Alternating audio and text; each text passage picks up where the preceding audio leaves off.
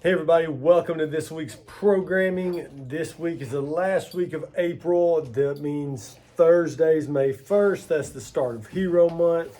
So I'm super excited about this, ready to get going. We got a lot of fun workouts, a bunch of new workouts that we haven't done before, and good compilation of movements that we will see. We got a lot of volume this year, probably going to be in the running category, the endurance category, and then obviously body weight exercises when it comes to push-ups and pull-ups and rope climbs, lunges, stuff like that.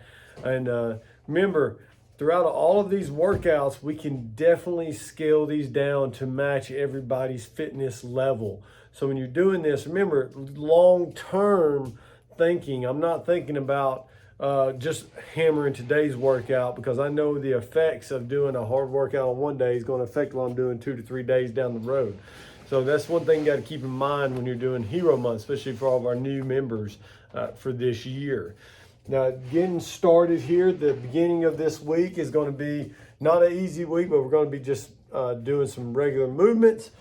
Monday, we're doing back squats, something we did a couple weeks ago, every 2 minutes for 6 sets. You're going to do 8, 6, 4, 3, 2, 1, and then end, or 7 sets, I'm sorry, and end on a max effort set.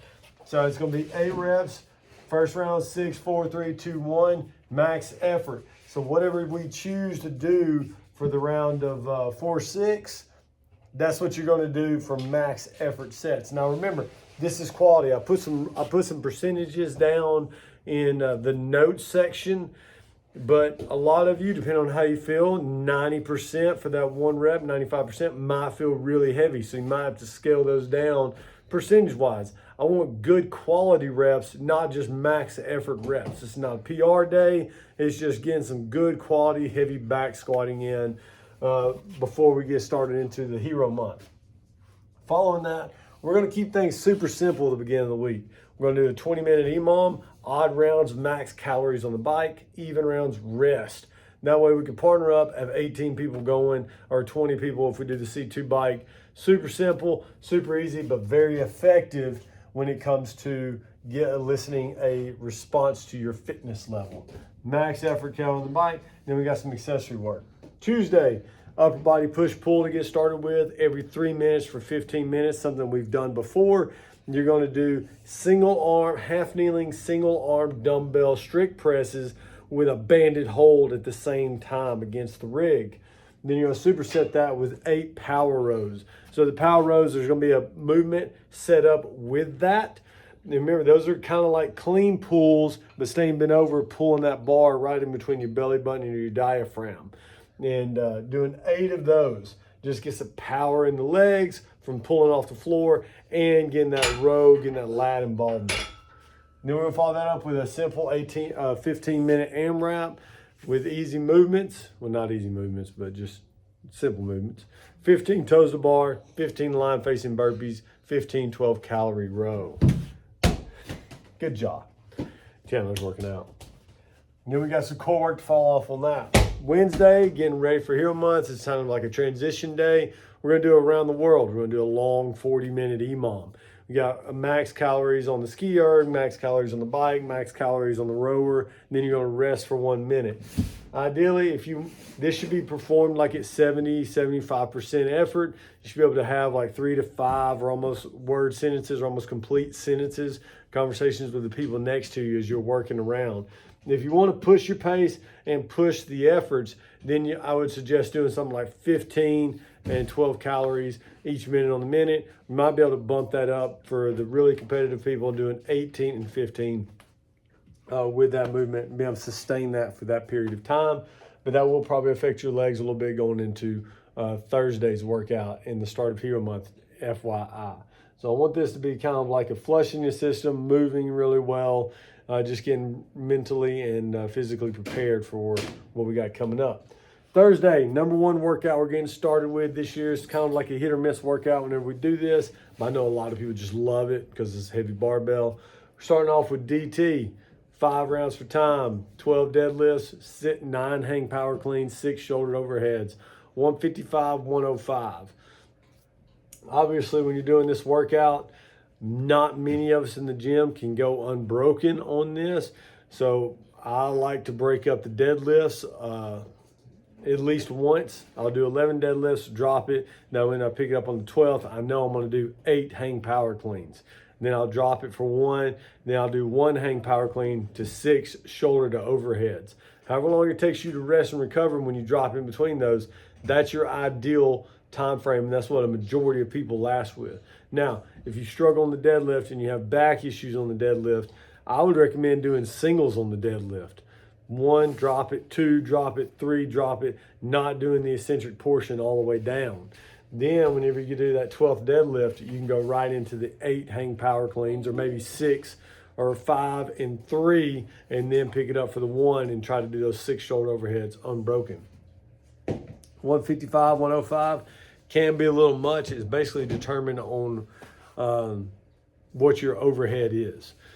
And what I put on there is around 65% of your 1 rep max. So if I have a 225 pound shoulder to overhead, that's roughly 65, 70% of that.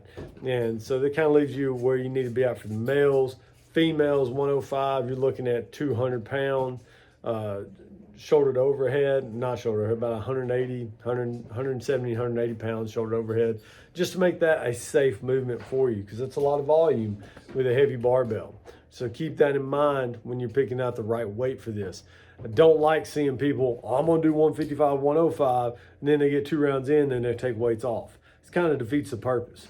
We want really good, high quality reps. Remember, CrossFit, mechanics, consistency, then intensity. Your mechanics, you want perfect movement. Consistency, you want your first rep and your last rep to look the exact same.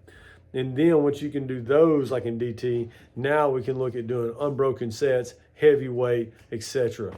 But we want every rep to look perfect when you're doing those. Friday, we got what we call the hero workout, the pain train. So we go from only barbells to only body weights. This right here, it's 5 sets, 300-meter run, and then you're going to do a 5, 4, 3, 2, 1 rounds of Sydney in that. Remember, Sydney, 1 round of Sydney's 5 pull-ups, 10 push-ups, 15 air squats. So you're going to run 300 meters, 5 rounds of Sydney. 300 meters, 4 rounds. 300 meters, 3 rounds. 300 meters, 2. 300 meters, 1. Caveat to this one, we don't have a 300-meter marker, so we're going to do 400 meters every time. Yeah, you can do a 400-meter run, 5 rounds, 400-meter runs, 4 rounds, 400-meter runs, 3 rounds, 400, 2, 400, and 1. And time when you get done. Scaling wise on that, we can scale down 1, the runs to 200s, and then 2, we can scale down the reps. So 5, 10, 15 is a little much. I mean, at the end of this, how many rounds is that? 15 rounds of Sydney. That's a lot of reps. 15 times 5. 75 pull-ups, 15 times 10, you know, 150 push-ups, and then 15 times 15, I don't know what that is, 300 or 150, 225, 220, yeah, something like that. I think it's 225. So that's a lot of reps to push in. So what we can do, we can scale the number of reps down for Sydney. We can do 3, 6, 9, 2, 4, 6. Just find something that allows you to move. Generally on something like a round of Sydney, it should take you about 40 to 50 seconds to get done. So if 2, 4, 6 keeps you in that time frame, do that. 3, 5, 7 or 5, 7, 9. Finding something that works with you and where you're at in your fitness level. Then Saturday, we're going to speed it up a little bit. Now we're got a little mixture of everything. We're going to do Jeffrey, Giordano, firefighter out of New York. 3 rounds for time. You got 25 hang power snatches at 65, 45 pounds. So pretty light, high volume, 75 reps. 50 double unders.